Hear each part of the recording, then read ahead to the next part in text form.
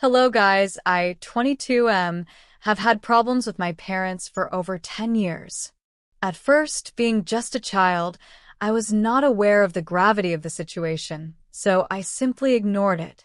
The only thing on my mind was that when I grew up, I would go to university and escape from my toxic home. Year after year, my interactions with my parents became fewer and fewer, and I started gaming almost all day. Of course, after finishing my high school work, I was that guy who never studied but always got good grades. It started with small things, like never being allowed to do what I wanted, whether it was participating in high school robotics competitions, buying a motorcycle with my hard-earned money, going out, or anything else. I almost always had to do things on my own, which wasn't necessarily hard, but it was depressing since I had no one to support me. At the start of college, I used to go home once every 2 weeks, then once every 3 or 4 weeks for about 3 months, and finally, just once a month. Every time I went home, my parents would always fight. We could never eat together or do anything as a family. In the 2 hours I spent with my dad during the 2 days I stayed home, he would almost always swear at me and never had anything good to say about me. My mom would always pretend everything was fine and tell me to ignore him, and somehow I did.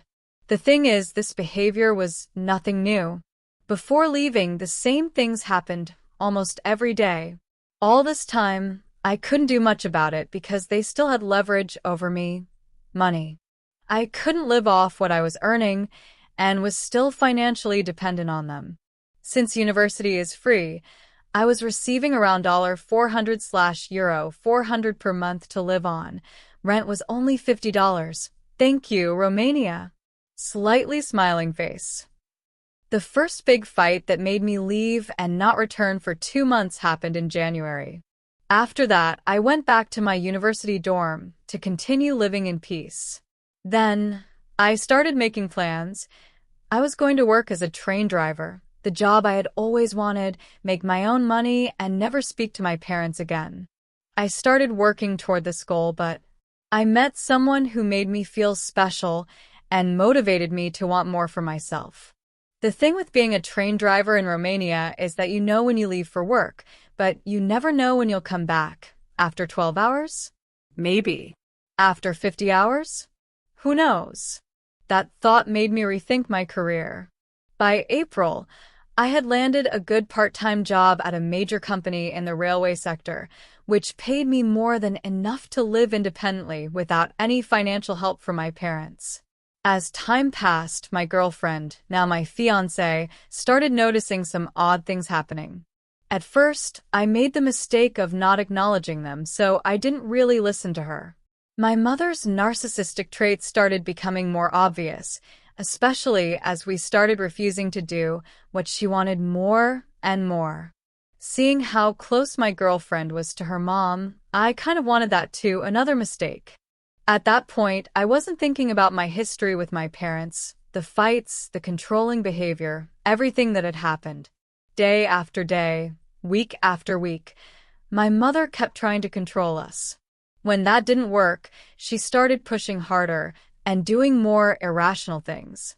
From laughing in my girlfriend's face because the train had a delay, to swearing at us because we had to go back to my girlfriend's house after someone very close to her had passed away. She started crossing lines that should never have been crossed. At that point in time, I had just started working and had received only one salary, but things needed to change. Since their only leverage over me was money, I started ignoring them, and as expected, they stopped sending money. Then I began talking to them less and less, at one point, only once every few days. Then Christmas came, and we started talking again. First mistake. They came to visit us. At that time, I had been living with my girlfriend in a rented one-room apartment for over 8 months. And yes, they arrived at 9 p.m. We didn't understand why they couldn't just come the next day. Earlier, they simply wanted to be there on Christmas Eve. My dad was drunk and swearing. He started checking every drawer in our home. Then we ate. They stayed for about an hour and a half and left. During that entire time, my dad was struggling to stay awake, while my mom was judging everything from the food to our furniture, even the doors. I talked to them a little, and then they left. Fast forward 4 days. My mom, as always, started insisting on sending us a package with food for New Year's. This had been a recurring issue and the cause of many fights, as I never wanted food from them. After a few days of her insisting, on New Year's Eve, I couldn't deal with the nonsense anymore, so I asked my girlfriend to talk to her instead. Fourth mistake. At that point, both my mom and dad started swearing at my girlfriend. Who is she to take your phone and give us orders? That was 1 year and 1 month ago, the last time I spoke with my dad. From that moment on, I truly stopped speaking with them. It took me a month before I even spoke to my mother again, and that was only because she forced me to by saying things like, "I'm going to K** myself if you don't talk to us." After that, I explained the situation to her. I told her everything she had done wrong and what needed to change for us to have a relationship again. But nothing changed. They just blamed my girlfriend. So, I kept my distance. In February, my mom came, unannounced, to my city to look for me. Because I felt sorry for her, I went to see her. She cried and tried to manipulate me into doing things her way. I repeated what I had already told her, what I needed from her if she wanted to be in my life. She agreed to everything for exactly 4 days. On the 5th day, she started her bullshit again. So I cut contact once more. In March, she came again, but this time she went to my job and spoke with my colleagues to find me.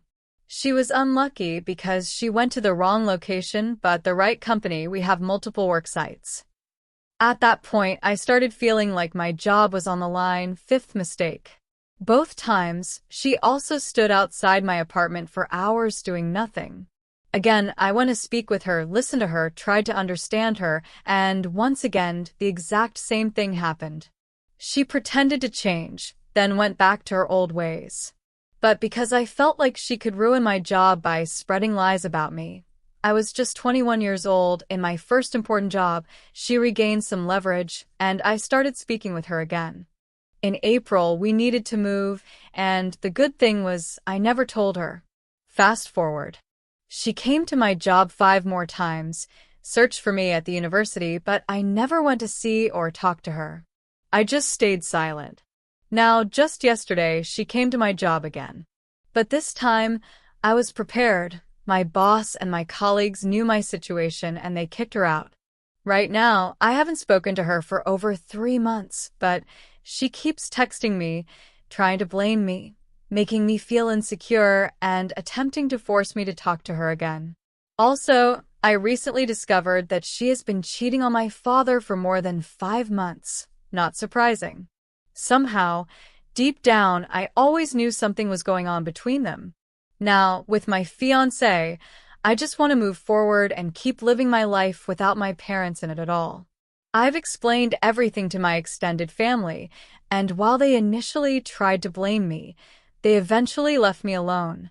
What should I do? Should I get a restraining order to keep her away? Should I sue her for emotional damage? I just want nothing to do with them, but she refuses to accept that. She is the textbook definition of a narcissist, and I don't know what else to do.